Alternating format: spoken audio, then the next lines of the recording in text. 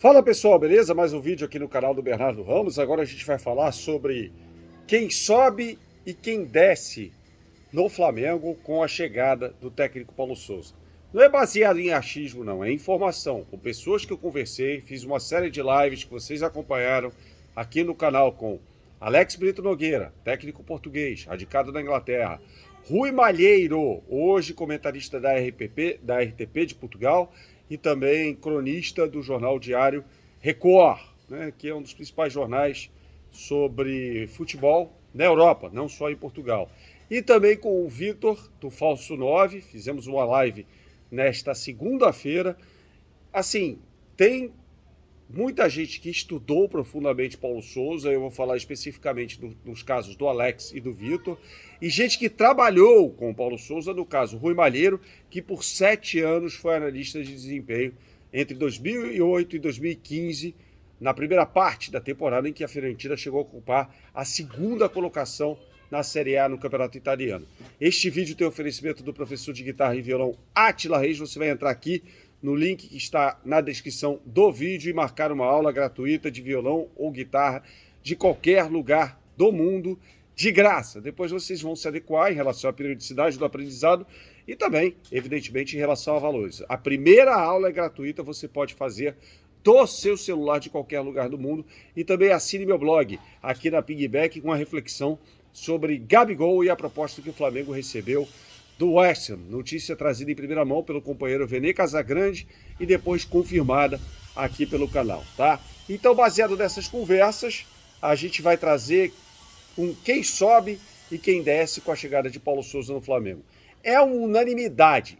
Pedro deve ser o jogador que mais vai se dar bem com a chegada do técnico português. Por quê? Ele gosta de ter centroavantes que saibam fazer um bom trabalho de pivô, coisa que o Gabigol não sabe. Ah, Bernardo, mas vai haver aquela história de Pedro Gabigol com o Paulo Souza, não. Vamos imaginar um esquema com um goleiro que terá de sair jogando bem com os pés e a especulação apontando para Marquezin. Eu acho muito difícil se chegar ao Flamengo a um golaço. Marquezin é goleiro titular do Porto no clássico contra o Benfica, na vitória do jogo da Taça de Portugal, no dia 23 de dezembro. O Marquezin foi bem demais, é um goleiraço. Se chegar ao Flamengo, será uma senhora contratação, mas eu não acredito que o Porto libere seu goleiro titular, não. Eu não acredito nessa possibilidade, tá? Então, vou ficar aqui com o Diego Alves sendo o goleiro responsável pela construção das jogadas desde o campo de defesa. Seja com troca de passes ou com lançamentos, não são chutões, é diferente. Essa técnica, de acordo com o que falou pra gente o Alex Brito, vai ser utilizada principalmente quando o Flamengo sofrer uma marcação-pressão na saída de bola. Sempre lembrando, marcação alta é diferente de marcação-pressão. 3 zagueiros, e aí começa o enigma. Ele pode jogar com Rodrigo Caio na direita, Davi Luiz centralizado e Felipe Luiz do lado esquerdo, numa linha com 3 zagueiros na construção do jogo. E como o Paulo Souza é adepto da multiestrutura tática, a gente já falou sobre isso aqui no canal, quando o Flamengo for atacado, ele pode fazer uma linha de 4 atrás. Mas essa linha de 4 não é feita, por exemplo, com o recuo do lateral direito. Não, o recuo de um dos volantes e o Felipe Luiz abrindo pelo lado esquerdo. Aí começa o enigma do ala pelo lado direito, a gente imaginando aqui um esquema 3-4-2-1, tá? Neste caso, a melhor opção seria Mateuzinho e não o Isla. Então o Isla é um dos que desce. Por quê? Mateuzinho é um jogador que ataca muito melhor, mas tem um problema crônico de marcação. Num esquema com 3 zagueiros, não é necessário ele voltar tanto, né? E os laterais jogam mais alinhados aos 2 volantes que ficam à frente. Quem seriam esses caras? Thiago Maia, não à toa, após o anúncio da contratação de Paulo Souza, o Flamengo encaminha a compra do jogador junto ao Lille da França, porque o Thiago Maia jogando pelo lado esquerdo, numa linha de 2, eu não diria cabeças de área, tá? Eu vou usar o nome de pivô, de saída de bola numa saída estruturada de 5 jogadores.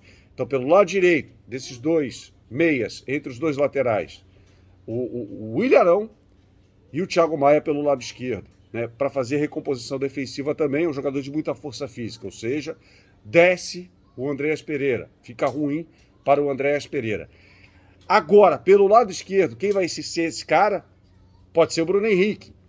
Mas, poxa, Bernardo, o Bruno Henrique vai voltar para fazer uma linha de 5, fechar o corredor pelo lado esquerdo defensivo do Flamengo com o recuo do Felipe Luiz? Não. Lembre-se que eu falei que na reestruturação tática, o Thiago Maia seria uma espécie de quarto zagueiro pelo lado esquerdo, tá? Então não, o Bruno Henrique ele fica alinhado numa linha de 2 volantes, mais o Mateuzinho pelo lado direito, mas com liberdade total para se juntar ao ataque, tá? Então a tendência é essa. Os dois atrás do Pedro, Gabigol e Arrascaeta. Sim, pode sobrar para o Everton Ribeiro também. É óbvio que todos eles terão muitos minutos, principalmente esses jogadores, como o Everton Ribeiro, pode começar um jogo ou outro no banco, e o Paulo Souza, um técnico, que se adapta muito às circunstâncias do adversário. Mas partindo de um princípio de armação de time, por exemplo, numa final de Libertadores, qual o time provável? Essa é uma grande opção para você ficar de olho. Agora, já publicamos matéria aqui no blog, então assine o blog, o link está aqui na descrição, sobre a questão da construção do jogo. Sempre com o goleiro saindo com a bola, tendo a prerrogativa de tomar a decisão de dar um lançamento. O goleiro é parte essencial nesse projeto. 3 jogadores mais 2 à frente. Então esqueça a saída lavoupiana, né, como é conhecida, a saída de 3. Por que tem esse nome? Porque foi, eu não diria criada, mas difundida pelo técnico da Seleção do México na Copa de 2006, o argentino Ricardo Lavolpe. Inclusive o Guardiola, antes de virar técnico do Barcelona, no time principal em 2008, ele bebeu muito da fonte do Ricardo Lavolpe para fazer esse tipo de saída de bola. E o futebol brasileiro está tão atrasado que a gente começou a falar disso em 2019, quando o Jorge Jesus veio ao Flamengo, né? Então veja só, o Guardiola já fez a primeira revolução em 2008, usando como elemento jogo de posição e saída lavolpiana, e aqui no Brasil a gente foi falar sobre isso em 2019.